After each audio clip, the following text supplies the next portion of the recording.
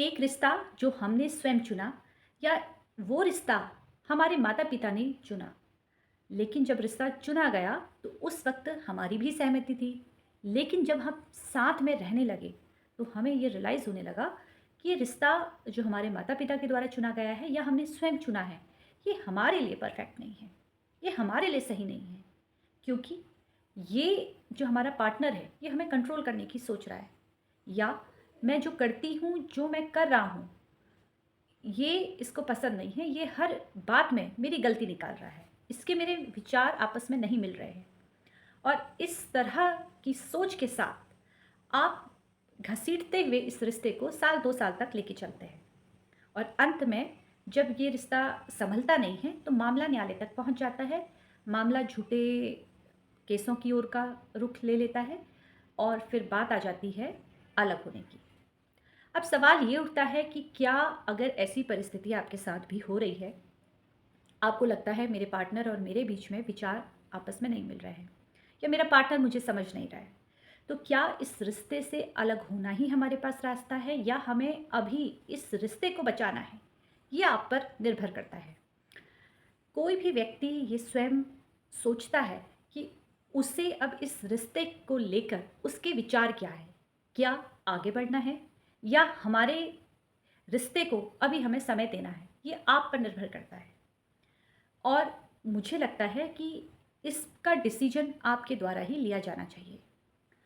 अब बात की जाए ऐसे रिश्ते की जहाँ पर आपको लगता है कि आपके और आपके पार्टनर के बीच में विचार नहीं मिल रहे हैं, लगता है कि बस अलग हो जाएं, मैं नहीं रह सकती इसके साथ, मैं नहीं रह सकता इसके साथ, ऐसे बहुत सारे थॉट आपके दिमाग में आ रहे हैं। अगर आपके दिमाग में इस तरह से विचार उत्पन्न हो रहे हैं तो कुछ यहाँ पर ऐसी बातें आपके मध्य में रखने वाली हूँ, जहाँ पर अगर आप अपने रिश्ते में इन बातों को शामिल करते हैं तो हो सकता है आपको न्यायालय जाने की ज़रूरत ही ना पड़े। हो सकता है जो आपने अपने पसंद से विवाह किया था उस वक्त, या उस वक्त माता पिता के द्वारा जो लड़की या लड़का आपके लिए पसंद किया था और जिस नज़रिए से आपने उसको देखा था, वही नज़रिया अब आपके बीच में पुनः स्थापित हो जाए, क्योंकि अभी आपको लग रहा है कि मेरे इनसे विचार नहीं मिल रहे हैं। अगर ऐसी स्थिति उत्पन्न हो रही है तो सबसे पहले तो अपने दिमाग से जितने भी नकारात्मक चीज़ें सामने वाले पर दिखाई दे रही है, जो उसकी कमियां हैं, वो जो आप देख रहे हैं, उसे इग्नोर करने की सोचें। उस पर गलती ना ढूंढें, उसकी अच्छाई को स्वीकार कीजिए, क्योंकि ऐसा हर किसी व्यक्ति के साथ होता है कि उसकी कुछ ना कुछ अच्छाई उस पर शामिल होगी। हो सकता है कि उसमें 8 चीज़ ऐसी है जो नकारात्मक चीज़ हो, जो आपको नहीं पसंद है, लेकिन शायद 2 चीज़ें ऐसी होगी जिसे आप पसंद करते हो और जिसके कारण ही आपने उसका चुनाव किया हो। तो उसके उस पहलू को देखिए जो उस पर सकारात्मक है। जो नकारात्मक चीज़ें हैं उसे कुछ दिनों के लिए इग्नोर करना शुरू कीजिए। दूसरा, बैठकर बातचीत कीजिए। बातचीत में आपको करना क्या है? देखिए, बातचीत में आपको करना क्या है कि अगर सामने वाला व्यक्ति आपसे बात कर रहा है, आपका पार्टनर आपसे बात कर रहा है, तो पहले आप उसकी बात पूरी सुनने की कोशिश कीजिए। यदि वो आपको कोई बात कह रहा है, तो उसे सुना कीजिए। अगर वो बात रख रहा है, तो वहाँ पर उस वक़्त उसे टोकना आपके लिए उचित नहीं होगा।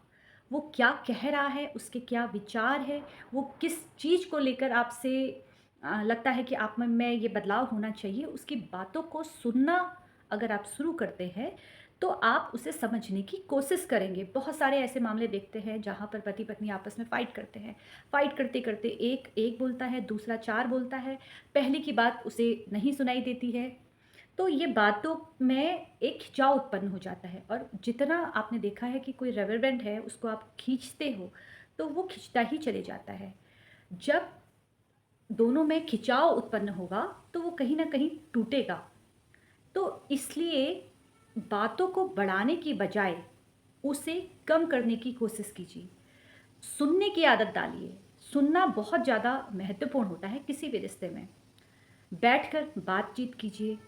और यदि आपका पार्टनर कोई गलती करता है और आपको ऐसा लग रहा है कि वो बार-बार माफ़ी आपसे माँग रहा है कि उससे गलती हो गई, आपके घर में किसी के लिए उसने कुछ गलत व्यवहार कर दिया, कुछ गलत बोल दिया और आप उसे माफ़ नहीं कर पा रहे हैं।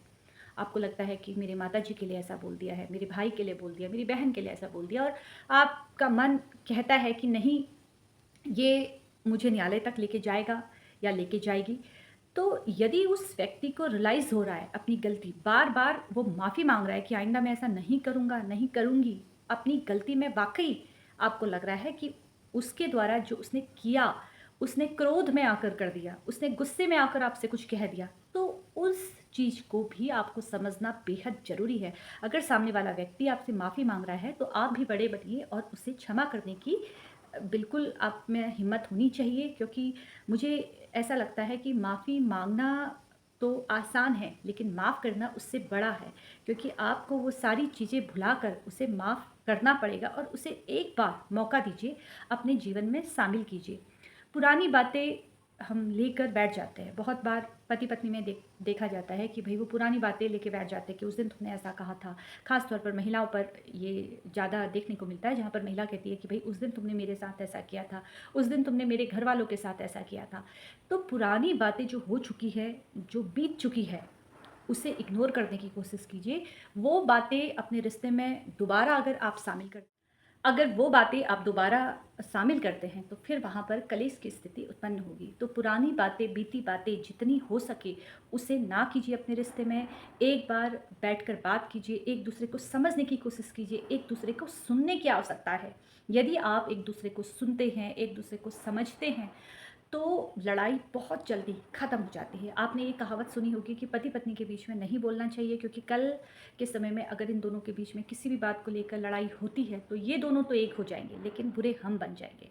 तो वाक़ई होता यही है कि पति-पत्नी के बीच में अगर वो एक पल के लिए गुस्सा भी है, तो दूसरे पल में उन दोनों के बीच में प्रेम भी हो जाता है, और ये वहाँ पर लागू होता है जब आपका पार्टनर आपको सुन रहा है, आपको समझ रहा है। इसलिए अपने पार्टनर को समझने की कोशिश कीजिए, साथ देने की कोशिश कीजिए। ये जीवन बहुत छोटा है, और अगर हम इस जीवन में भी आपस में लड़ाई झगड़ा करके जीते हैं, तो शायद हम जब एक अवस्था हमारी ऐसी आएगी कि हमें लगेगा कि ये हमसे कितनी बड़ी गलती हुई कि हमने अपने जीवन के इतने कीमती पल लड़ाई झगड़े पे बर्बाद कर दिए, कोर्ट कचहरी में बर्बाद कर दिए। इसलिए साथ रहने की कोशिश कीजिए, समझने की कोशिश कीजिए। आपके भी कुछ प्रश्न हैं तो आप मुझे कमेंट कर सकते हैं, और इसी तरीके से मुझसे जुड़ते रहिए। धन्यवाद।